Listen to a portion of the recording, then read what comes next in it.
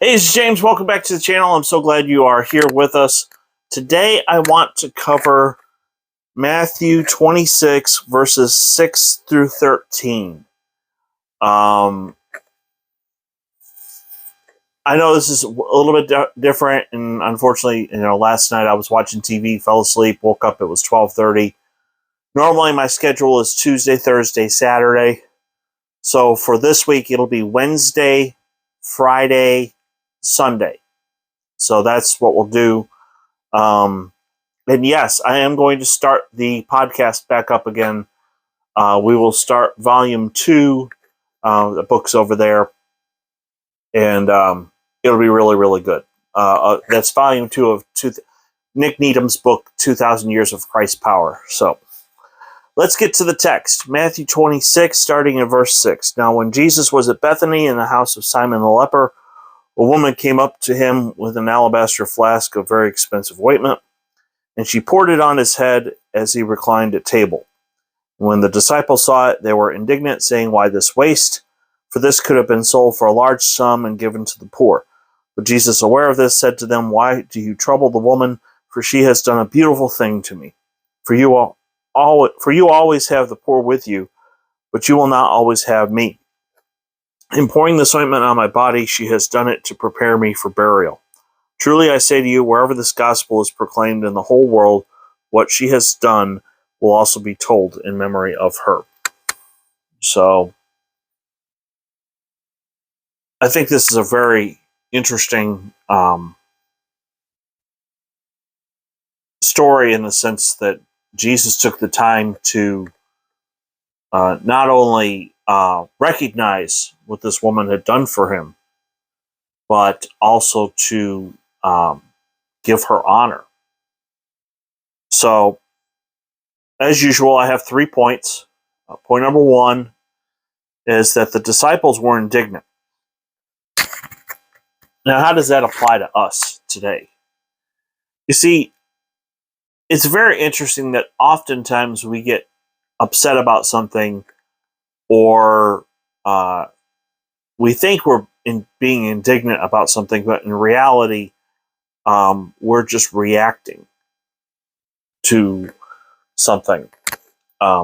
It could be someone cut you off in traffic. It could be you feel slighted by somebody, that they forgot you.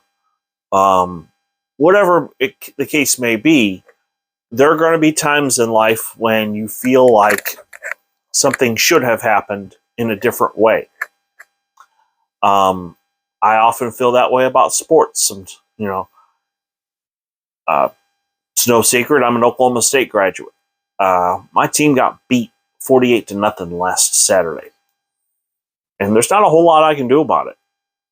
But, I had to take some time and reflect and think. That team's pretty banged up. They've got a lot of injuries. And so for me to go out there and expect them to play as well as they did the week before, it's not very realistic. So ultimately what it comes down to for me is the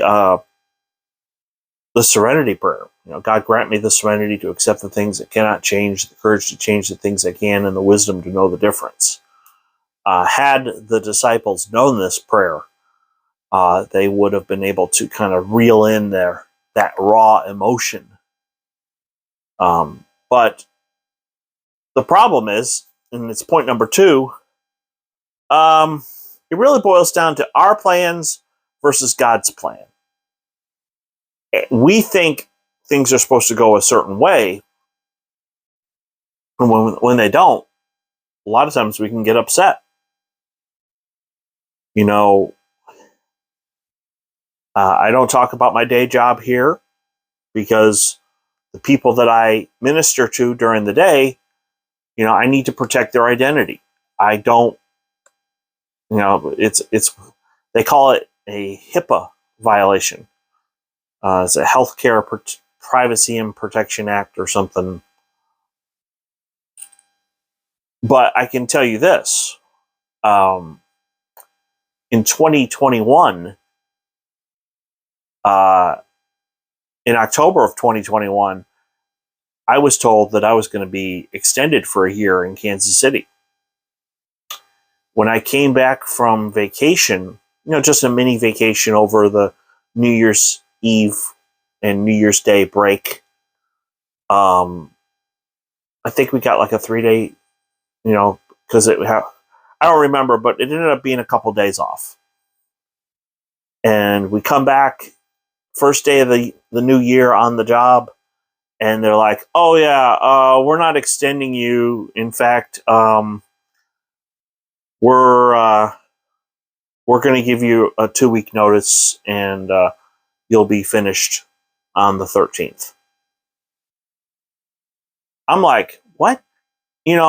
I made all these plans thinking I was going to be there for at least another year, and that all got just like the rug got pulled out from underneath me. It was very frustrating. But I had to trust God. And sure enough, a month later, I got offered a position here in Central Texas. So you may think that certain things are going to go one way. God has different plans for us. In fact, there's a proverb. I wasn't planning on doing this. This is kind of spur of the moment. Let me turn to Proverbs 19:21. Many are the plans in the mind of a man, but it is the purpose of the Lord that will stand. That's a great verse. We can come up with all kinds of plans, and we may think that God is going to bless it. But if it's not in His plan, in His timing, it's not going to turn out the way you think it's going to. So we just need to trust God that He knows what's best. The third point, and something I really want to focus on, the third point, and it's very important, what she did. She was preparing Jesus for His burial. That's important. That's huge. And given the whole scheme of everything, I mean, the 3 most important days in human history are Jesus' death, burial, and resurrection. The reason we celebrate and have church on Sunday is because when they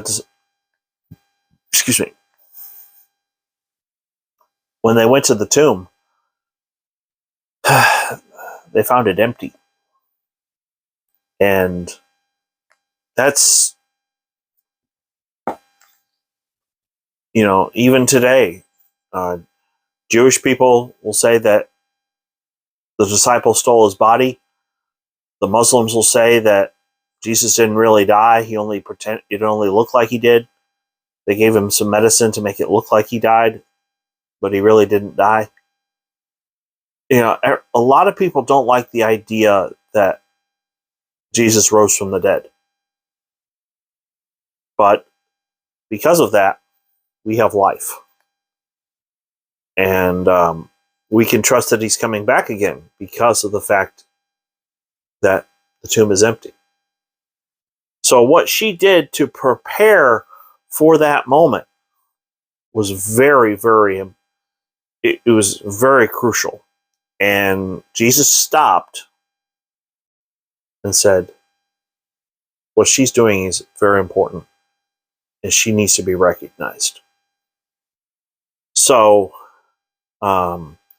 anybody who's a Christian who thinks somehow, some way that men are somehow superior to women, you need to recognize the fact that it was a woman who anointed Jesus for His burial. The women were the first ones to find the empty tomb. Women play a very crucial role in the life of the church. And it's very interesting that Jesus took the time to honor this particular woman. So anyway, we are headed towards in Matthew 26. I'm Trying to see how far we're going to get on Friday.